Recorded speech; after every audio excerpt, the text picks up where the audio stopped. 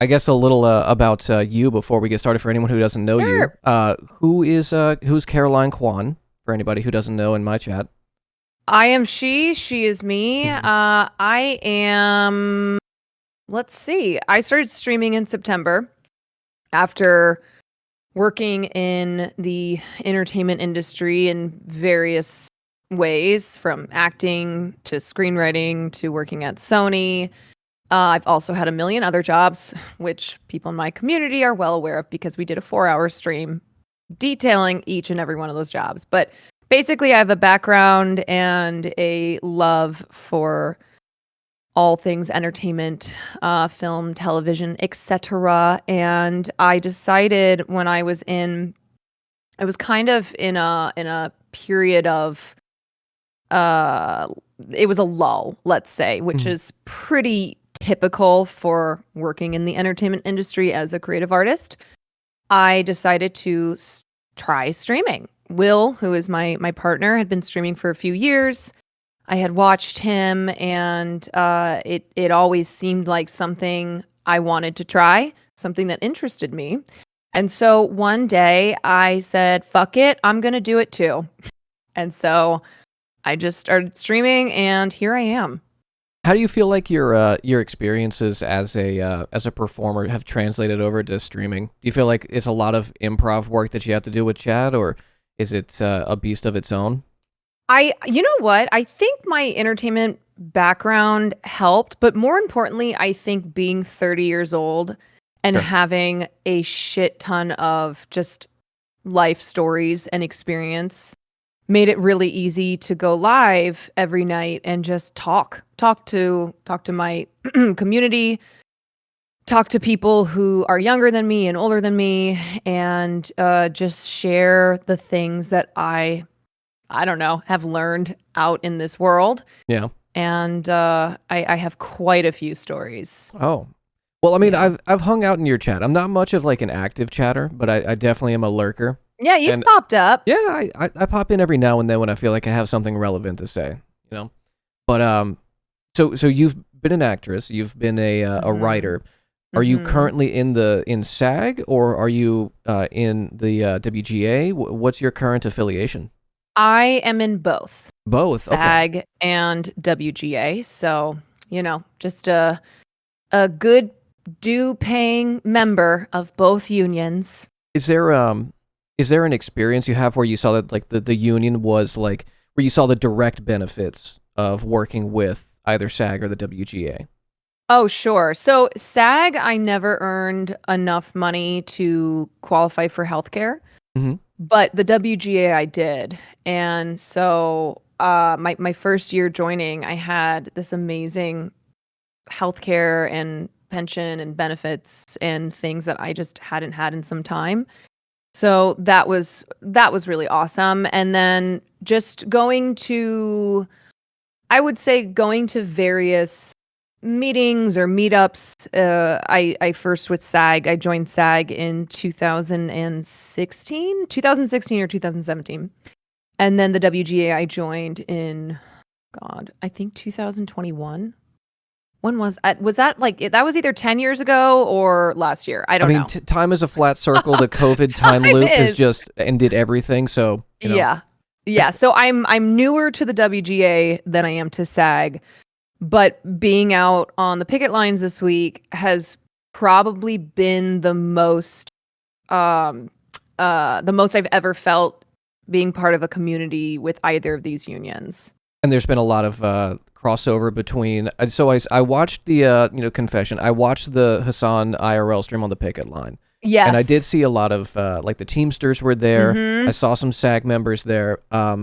Is there a lot of like cross section we're seeing between different Oh yeah. unions within the entertainment industry right now? Yes. So at the WGA member meeting 2 nights ago, there were representatives from every major labor union. It was pretty fucking rad. They all got up there, made, just very exhilarating, inspiring speeches. This was the fuck around, find out. This was the fuck around, find out. This was the we're gonna beat these motherfuckers I together. love This that. was these fucking producers don't value us either, so we're in this with you. It was pretty surreal. Wow. I even talked to people who have been in the WGA for a lot longer, who Mhm. have been to previous WGA meetings. This was my first big member meeting that I've ever attended. And even they were blown away by the united, just, we are one. We are one. We are in this together. The solidarity was, it was very exciting to everyone who was in attendance. So the last time there was a writer strike, this was 2007, 100 Mm-hmm. days straight, historical because of what it did not only for, the members of the union, but for media and American culture at large. There was a ripple effect throughout pretty much everything because we had the Yeah. introduction of, all the insane shows that came out through like TLC in the form of reality TV shows. Many of the big shows that were out at the time. I believe it was The Office, and there was like 3 other major shows that were impacted at the time. Oh, Breaking Bad Yeah, was one. yeah. Breaking Bad had just started. I think it was maybe the first season, Hmm. and it was hit hard. Lost was hit. Heroes is the one that everybody always references because Heroes season 1, Yeah, incredible. yeah. Heroes season 2, dog shit. That's why. Okay, so I have the Yeah. box DVD set of Heroes. That's why. Yep. Second That is season. why. Yep. Okay. Yeah. So it was a lot of shows. It was a lot of movies. Quantum of Solace is another production that is referenced often. I've seen multiple remember Quantum of Solace signs during at the picket lines this week, because Quantum of Solace, the shooting draft, which is the draft that it's as it sounds, it's not the final draft, but the draft that you use to go into shooting, and then revisions are made, of course, along the way. Mhm. So they finish the shooting draft like 2 hours before the strike. Because of course, whenever there's a writer's strike, everybody is scrambling to get shit finished as quickly as possible. So they thought to themselves, "Oh, we'll be fine. We have the shooting draft. We can go into production and there will be no problem even if we don't have writers." Well, if you are a Bond fan or if you have seen that film, you know that it is the worst of all of the James Bond movies starring Daniel Craig, because there were no writers on set. And so Daniel Craig and the director were the ones having to do the rewrites. Daniel Craig, who is not a screenwriter, and he's talked about this. He has talked about this many times, where he was basically like, "I don't know what the fuck I was doing." Wow. I mean, he's very talented, but it does go to demonstrate like this is a Yep. specialization. This is not just like, anyone can do a writing job who has like, an idea, right? Right. Could you elaborate a little bit on the differences between the demands of 2007 and the demands we're currently seeing? I have the page up from the WGA strike pattern of demands. We can go through those if you want, and you can kind of like highlight which ones you find the most interesting, or really we can just kind of play it by ear. But really, what is the difference between then and now? Yeah. So in 2007, streaming was a fledgling part of the industry. Mhm. YouTube was kind of still. Oh, sorry. You're gonna. Hello. You will get used Uh, to just seeing shirtless Will in the That's okay. background of my streams. It has become a regular part of the stream. I was doing Cash App the other day, hosting a trivia show, and he appeared in the background. So it's just a regular part of the broadcast now. That's I'm okay. used to it, but some of you may not be. That's okay. My wife. Usually this door is open, and like my wife's and her dogs will like run back and forth. There's always something happening back here. Yeah. So Yeah. I feel that. He's probably headed to take a shower, where earlier I found a popsicle stick from an ice cream, and I said, "Did you eat an ice cream in the shower?" And he goes, "I do what I want." And I went, "Okay." So, That is a pretty Chad move, though. To like, I mean, it's not drinking beer in the shower, but right, it's somewhere right. on that spectrum. Yeah. I don't understand how that works, but He is just always doing his thing. Yeah. So, anywho, Yeah. in So then and 2007, now, yeah. yes, like I was saying, streaming was still very new. Netflix was sending out red DVDs in the mail, if Mhm. y'all remember that era. And the WGA, who tend to have who tend to be able to see the future, let's say. Every single time there's been a strike, it's because the WGA looks at the current landscape and how it's going to evolve and goes, hey, we need to make sure that we're protected in this. So they saw streaming, they saw the internet, and they went, well, wait a second. We need to make sure that we have a piece of this. So if there's a show that's created for one of these streaming services, like we are going to be able to get a piece of the pie, et cetera, et cetera. And of course, the AMPTP, which we'll just nickname the Alliance went, no, what are you talking about? That is hardly a part of the industry. We still have the traditional way of doing things that is a very, very tiny part. And clearly But both parties knew very well, like, where it was going. yeah, I would say that the Alliance likes to pretend as if the things that the WGA is worried about Mhm. are not true. I would call that gaslighting, Sure. but you can use your own term. So the Alliance went, no, no, no, no, no. You all don't need to worry about that. And the WGA said, actually, yes, we do. So they went on strike. There were things that they conceded on. For example, the WGA had wanted higher residuals when it came to home DVD and video sales, but they gave up those things in order to make sure that they had a tiny part in what was then called new media. So nowadays we call it digital media, we call it streaming, but back in the day it was called new media. So the WGA, after 100 days, successfully negotiated themselves into new media by establishing that in the contract with the WGA, or sorry, with the Alliance. So today, fast forward 15, 16 years, obviously we've seen that new media has become the entertainment industry. Right. Streaming and the technology that accompanied it completely shifted the landscape. I don't want to say it fucked things up, but in a way it did. And we are seeing that now with with these failed contract negotiations and now the strike. So today we are fighting for really a way to survive in an industry that is dominated by streaming, that has essentially cut out writers from the pot, from the, let's say, $28 billion pot, which are all profits generated from writers who created the content. And so writers are we're trying to get higher pay, better residuals. And then also there's the issue of AI. Technology continues to evolve, and with it, it brings a shitload of problems. This is And the most yeah, interesting part of this this labor action is yeah. the demands for AI.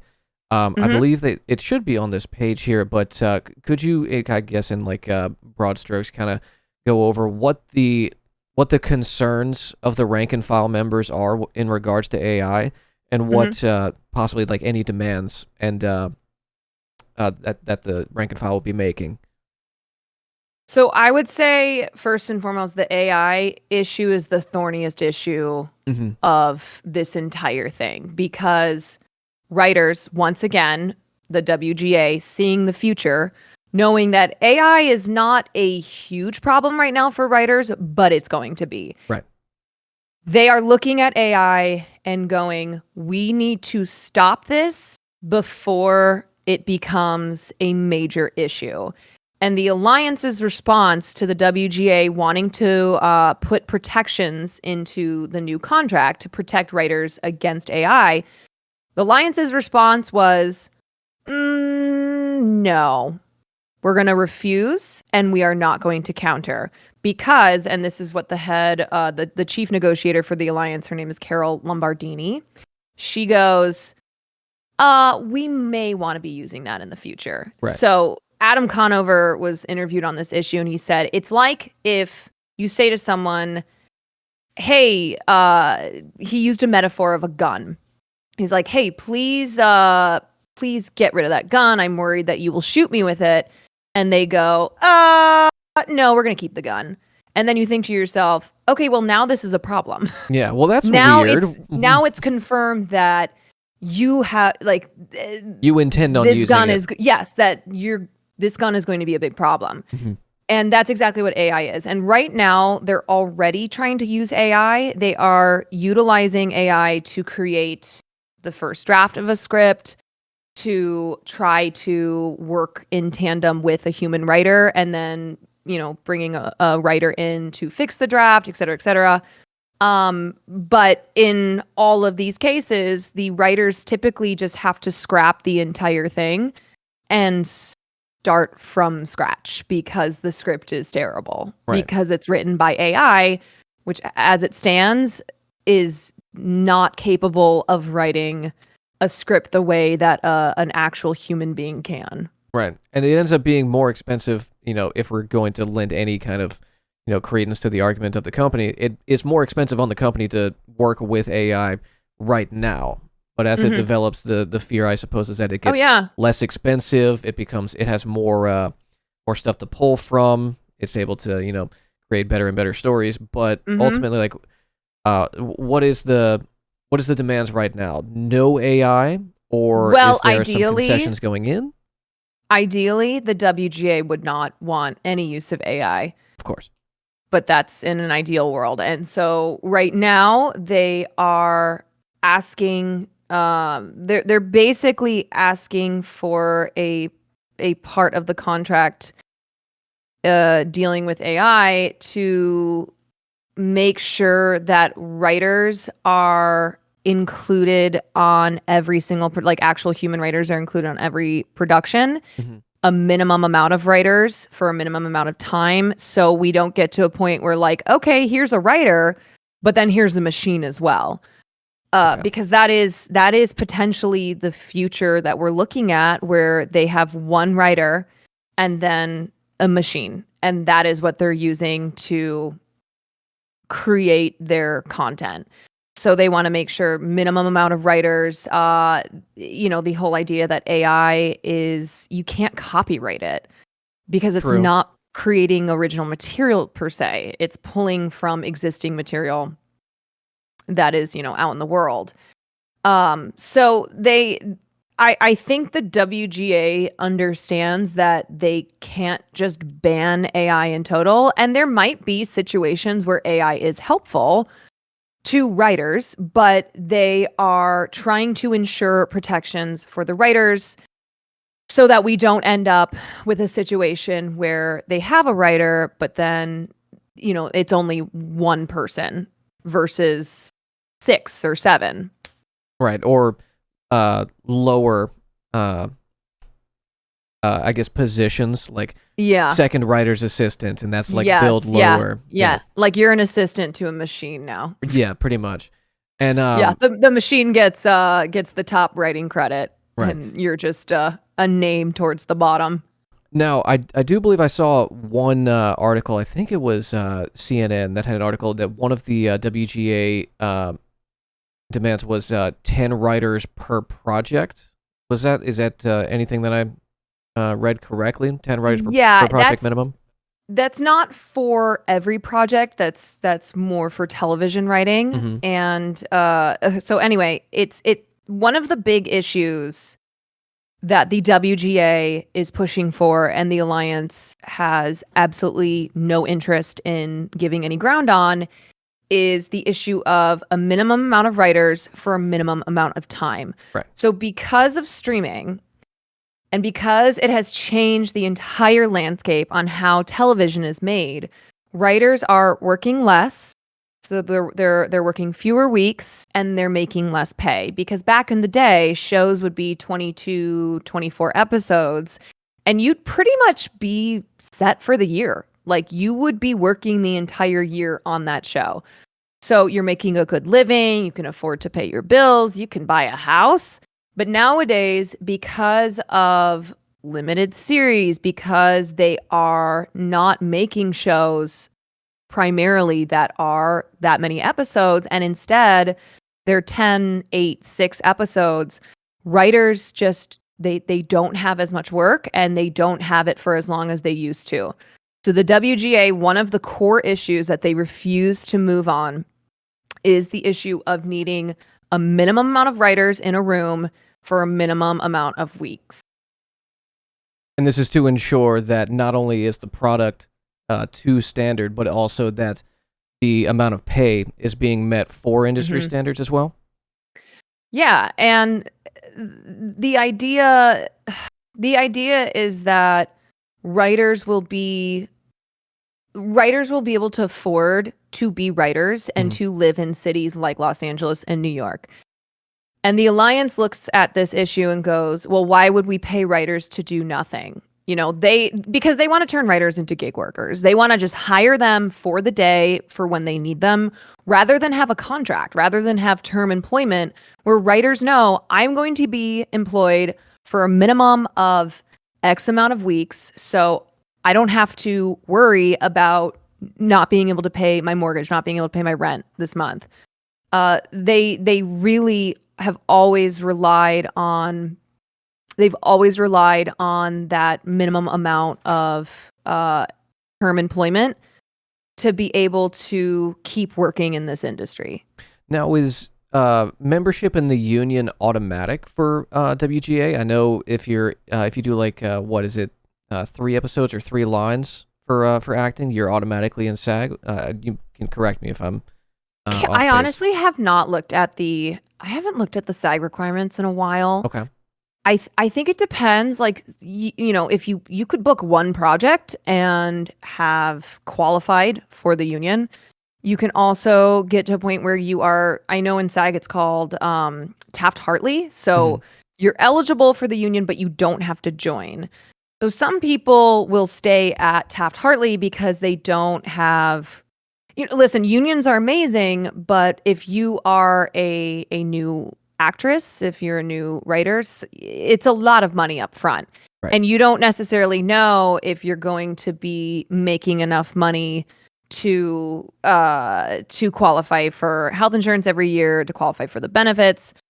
So for the Actors Guild, eligible actors can remain kind of in this limbo where they are able to join the union if they want, but they can remain in kind of this limbo as long as possible before they book a job that makes it necessary for them to enter the union. Because technically you're not allowed to do non-union work, I'm pretty sure, if you are in the union. So new actors, it's oftentimes preferential and beneficial for them to not join the union until they are more set in their career. I see. But So- that's for SAG, yeah. Right. Now, are we seeing anyone on the production side? I know SAG has its own rules in regards to not crossing the picket line. You know, a lot of people are on no strike contracts that they can't cross the picket line if they're contracted for X amount of time. Are you seeing anybody? I know we saw the Teamsters and some people that were not affiliated with the union helping out during the stream that you were doing with Hassan and Adam. Are you seeing anything on the ground that shows some, maybe not necessarily?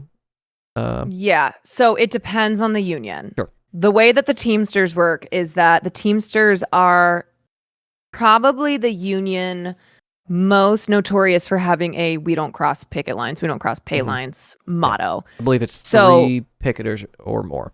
It's actually all you need is 2. Oh, 2 2? or more. Okay. Yeah, 2 or more, and those trucks can Yeah, they don't move. legally turn away. So that's why they have. So yesterday, for instance, we were at Netflix. We were picketing outside of Netflix, and then we received word that there was a Marvel production being shot at Las Palmas and Sunset in Hollywood. It's about half a mile away. Mhm. there were a couple different entrances, so we rallied as many people as we could to get over there to try and shut down production. So, because one of the things, in addition to turning off the faucet of new writing that's, would be produced post-strike, the other thing is you want to try and shut down production when you can. So they've done it successfully in New York. They've done it on a couple productions in Los Angeles. So yesterday we all headed over to this production set. We manned the various entrances as a way to turn away trucks, to turn away Teamsters who would honor the picket line and not bring in the necessary items that are needed to successfully run a production. And it worked. That's did. awesome. Yeah, it was great. I think I know there were quite a few articles about it that, mentioning how successful the picket was in shutting down production. So Yeah, that's great. I mean, so right now we're seeing like a lot of labor momentum throughout the country and throughout many different industries, be it Amazon Labor Union, Starbucks Workers United, the rail companies that we saw in like the latter part of 2022. Do you see the WGA's current labor disputes as part of that larger trend, or is this just, the logical conclusion of decades, what would be, just about 2 decades coming up of, the production companies just ignoring what the writers are telling them? I think it's definitely part of a bigger labor movement. And you could feel that at the WGA meeting, where you had representatives from all of the major labor unions coming together and saying enough is enough. Mm-hmm. We are all at a point where our labor is undervalued by these corporations, and we've had enough. And so even though technically this is not our strike, it's the WGA's fight with the Alliance, it really is everyone's fight, because they are coming for us, they have been coming for us, and they will continue to come for everybody who provides the labor in this industry. And coming up, you have the DGA negotiations, which is the Directors Guild. They begin on May 10th, so in about 5 days, those negotiations will begin. The contract expires June 30th, as well as SAG-AFTRA's contract with the Alliance. So that, I think, will probably be a turning point in this strike. Mm-hmm. Because if the DGA and SAG go on strike as well, there is no possible way that Nothing gets made, right? Yeah, production would completely shut down. So the idea is, the more labor unions that stand in solidarity with the WGA, understanding that this is everybody's fight. Like they are trying to squeeze every last penny out of every union who provides them labor. So the more solidarity there is in that, then the idea is that they will have to bend at the knee and give the WGA what they're asking for, give the DGA what they're asking for, give SAG what they're asking for, give the Teamsters what they're asking for, give all of these various labor unions what they want and what they deserve. So I know you don't have a crystal ball, but if you could speculate for me, we saw so much like terrible content and, guilty pleasure content come out of the 2007 with like all of the reality TV. Mm-hmm. With streaming having such a big backlog of content that they can rotate in and out during the period of this strike, I guess, one, do you think this will be longer than the 2007, longer than 100 days? But do you think that backlog of content will be a way to kind of cushion the blow for the streamers? So that is the narrative that a lot of these studio heads, these CEOs are putting out. They're saying, don't worry, we have so much backlogged content that you all will be fine as consumers. They've also threatened, they wouldn't call it a threat, but it is a threat, right, that they're just going to, they're just going to go overseas, and they'll use writers overseas to if they need to. Right. What I would say is this strike going to be 100 days? I don't think so. The estimates that we were initially given were around probably 45 days. Again, it's all going to depend on what's happening with these other two unions, the DGA and SAG. It's going to depend on what's happening with their negotiations with the alliance. So that's, that's something that's kind of a we'll wait and see. Yeah. I think that this is definitely not going to end next week or the week after. I think that this is going to be a pretty decently long strike, which is why keeping up the energy is really important, making sure that people don't get burnt out. If you all are, even if you're not in the union, but you want to help out and you're able to go to a picket line, please do, because it's always a long game. And the studios are counting on the WGA to tire out. And if you're not even in those areas, my chat, I have a command for Command Strike and Command WGA that brings you to the donation page. Just make sure you're doing film and television in the drop-down bar for the designation. Did I answer the full question? Okay, No, let's see. Backlog. That was great. Yeah, backlog, and do you think it's going to be longer? Yeah, that's the whole question. There's too much content on these streaming platforms, as we all know. I do the 10-minute scrolling every night. Totally. But the big productions like Abbott Elementary, which is one of the biggest shows right now, House of Dragon season 2 claims, we have all our scripts, so we're gonna go into production. But if you don't have writers revising those scripts, you're fucked. If that even makes it through post, it's gonna be so dog water. Totally. I mean, they are being affected already. Hacks, which is a very popular HBO show, Hacks has delayed their production. So even though the first things to go are always late night shows, they go dark immediately because those are writers who are producing that work, and then it's being filmed that night. Yeah. There are already productions in television and film, and really big ones that are being affected. So the studios want you to believe that no impact will be felt outside of daytime, nighttime talk shows, but it's not true. It's not going to be as immediately obvious as 2007, but it's definitely happening. Okay. Well, I just have a couple more questions, and I don't want to take up too much of your time. I wanted to give like most of the conversation like the seriousness it's due, but I think we can have a little bit of fun like as we kind of like close it out. There was a lot of like crazy content that came out in the 2007. Do you envision equally as insane content if they do make any like reality TV stuff coming out? God. Like, do you see more of that would equal or rival how insane it was? I mean, what else can be done? Give me your elevator pitch. Give me your elevator pitch for like an insane reality TV show. I'm thinking like it has to be something with swamp people, right? Or you know what? I've always said bring back Kid Nation. If That's you a ever great watch idea. Kid Nation, but it's all of the kids of the kids. Yes. Yeah. Yeah. It's like generational trauma. Yeah. Yeah. and maybe we make it more Hunger Games style. Ooh, wait, so like weapons?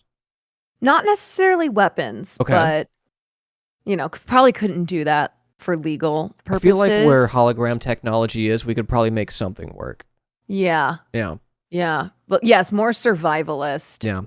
I'm thinking like, what if it's live PD, but it's all Uber drivers? Yeah. Yeah. Yeah. You know what?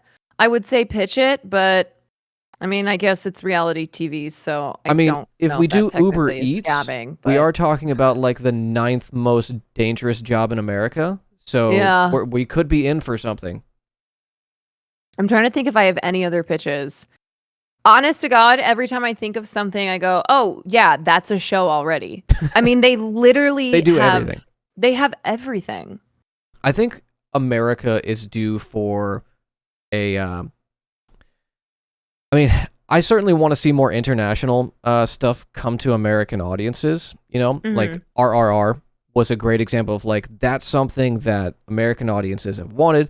Parasite and Squid Game is an example of like Korean cinema that's Americans really want, and anime is going crazy. Like the bulk of anime that's been made, that in existence has been made since 2011. So we're talking about in 12 years, the majority of anime has been made. And I Mhm. think American audiences are just tired of like the cape stuff and are looking Oh for god, something yeah. not more highbrow, but just different. Something Yeah. other than like, whatever the swill a lot of the production companies are feeding. Well, I think that's one of the things that's really pissed me off seeing just idiots online. Right. Uh, the reason that you have so many Marvel movies and cape shit is not because of writers. Right. Okay? You think that writers want to just be doing cape shit or seeing cape shit everywhere? No, it's the studios. Yeah, especially when And it's so formulaic. yes, and so and not just with cape shit, but any, bad content out there. A lot of people have been like, "Oh, well, it seems like the writers have been on strike for years already cuz content sucks." Yeah. And I will agree, a lot of content on these streaming platforms is really shitty. It's not necessarily the writers to blame though. Right. Writers, unless you are an executive producer as well, you don't have a say. You do not have power. Right. And it's the creative executives who think they're creative, but emphasis on the executive, Right. who are who are having these things be done, who are requesting, changes to whatever storylines, characters, who um are really the ones to blame on seeing a lot of the same monotonous crap over and over again. It's why on my stream I always say, listen, if I see an original film in theaters, okay, even if it kind of sucks, I am still rooting for it because we need to make sure that original content doesn't die away. We can't just be having remakes. We can't just be utilizing existing IP over and over again. Yeah. The sequel sync, as I've Right, heard it right. called. But Um, it's a business that is first and foremost about money, like yeah. all business is. Yeah. I mean, I 100% agree with the original content.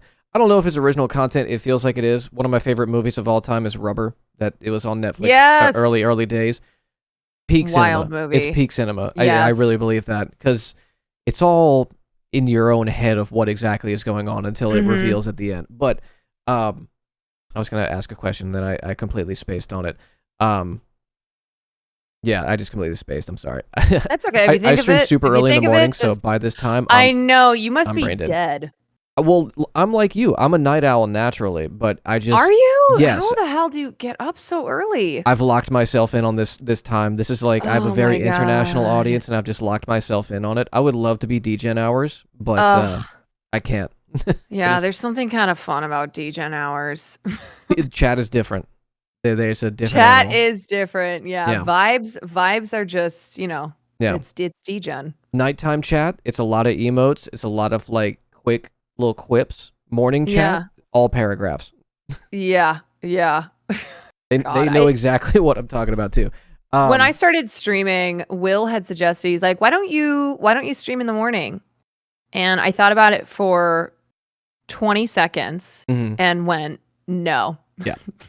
Not gonna happen. I started doing this in the morning because it was like between morning classes during the pandemic and my shift as a tech support worker. So I had like 4 hours to stream, and I would just do like my homework or watch a video and play Valheim. Mm. And that was my stream. And it just kind of like locked into that. And Mhm. now it's Mhm. expanded from the 4 hours to the 6 to 7 every day. How long you been doing this? It was 2 years in January.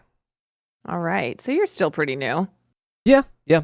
I'm Yeah. still pretty green, but a lot of cool people that I've been able to Yeah, work you with. have a great community Oh, too. thank you. Well, I'm actually like very very thankful that you agreed to do this little interview. I was gonna ask one more question. What was like some of your favorite picket signs that you've seen so far, and then Oh, I I can let you go. mean, the first one that comes to mind is Chat GPT doesn't have childhood trauma. True. I love that.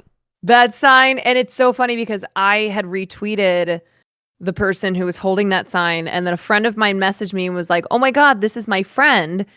And I retweeted it early on, and I went back and looked at her tweet, and it had gone super viral because Mhm. everybody understands. Chat Yep. GPT, they don't have childhood trauma. Yep. How could they possibly put forth content that we relate to when they don't have trauma?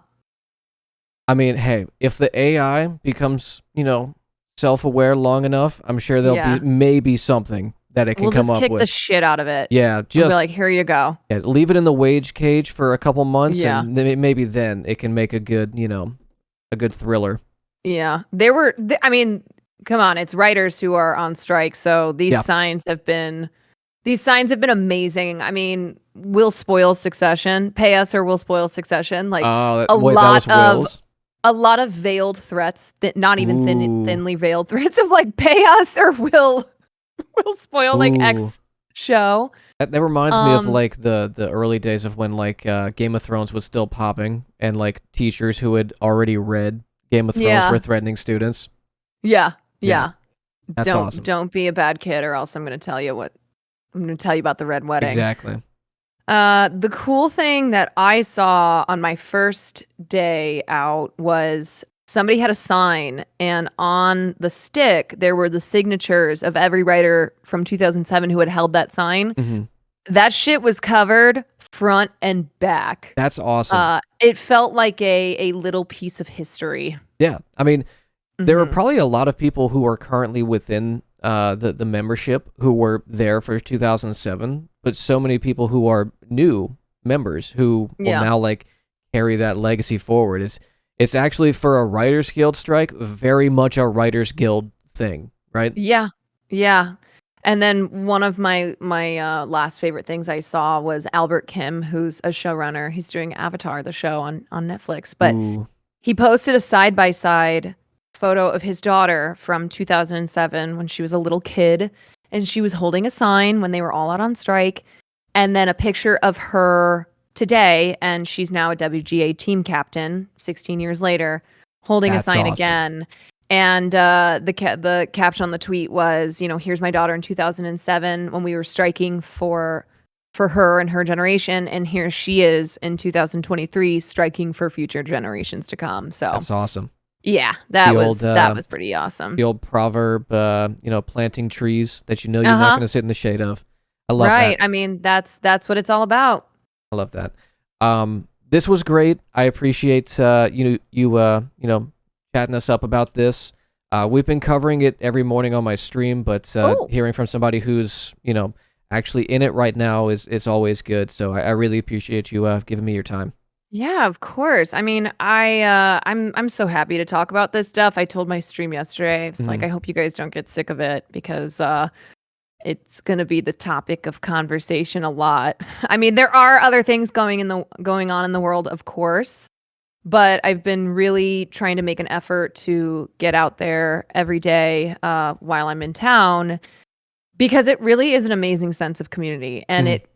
I don't know, even though it's a strike is a terrible thing because a lot of people suffer, the camaraderie and the solidarity and just just the inspiration that you feel seeing so many people together fighting for the same thing. Yep. And again, it's not just the WGA, it's every labor union who's a part of this industry. And it's cool as shit. I've been very happy to get to be out there every day and meet people and see so many celebrities also. It's pretty wild. Really? The wildest thing that happened today Okay. when I was out there, I was crossing this. So I brought my dog out today, and I was crossing the street, and I saw these two actors, and they were the actors from the show Chicago PD, which is my first television spot ever was on an episode of Chicago PD, and I saw them, and I didn't say anything, but I was like, "Whoa, that is a throwback." And it was just, I don't know. I mean, seeing them, and then seeing, just some of the biggest names in the industry showing up, either, dropping off food, cheering people on, walking on the picket line themselves. There are celebrities who not even are necessarily in the WGA who have been out there every single day. And famously in 2007, Julia Louis-Dreyfus was one of the celebrities who kind of was one of the faces of the strike, because she was there every day, just a never-ending well of energy and enthusiasm. So that, as somebody who loves TV, loves film, really admires the, not just the actors in my favorite TV and film projects, but also the writers. Being a writer, like seeing these people and going, damn, I wanna be you one day. And seeing them out on the picket lines, just regular people who are fighting for fighting for what we all deserve, is pretty damn cool. That's awesome. That's great. Yeah. Chat, I have Command Strike and Command WGA in the chat if you want to, donate to the funds. Caroline, thank you so much. I really appreciate it. And I appreciate your community for, coming on by and dropping a follow. My community's been waiting on a merch drop at 5K yes, follows everyone in here, please follow Gremloe. We gotta get to 5K follows for that merch drop. Oh, thank you. Any parting words for anyone who's interested in organizing or helping out with the current strike? Let's see. Yeah, I'm seeing everything. I'm seeing people spam the entertainmentcommunity.org link, which is great. If you can donate to the strike funds, those are available for anybody who's affected by the strike. So if you have $5, that would be great. But also, again, if you are near a picket line, or you can get to one, getting out there and being a part of it is something that is a very great and noble thing to do. And you never know, right? Like, your day might come as well when you need people to stand up for you and your union. And it's something where legitimately we are at a point in this country where we collectively, as the people who provide the labor, need to rise up and tell these people in charge, like, we're the ones who have the power, not Preach. you all. Yeah, I mean, that's what it's all about. They think they're the ones in power. They think that they think they're special. Okay, they think they're important, and they think that we are dog shit underneath their feet. And so, the more of us who can get out there and say "fuck y'all," the better. And that's pretty much all I got to say. Hell yeah. Well, here's to them finding out after fucking around. Yep. Caroline, I appreciate your time. I'm gonna let you get back to your stream. Hope you have a good one. And You too. All right. Hope See to chat you later. again. Bye-bye. Bye.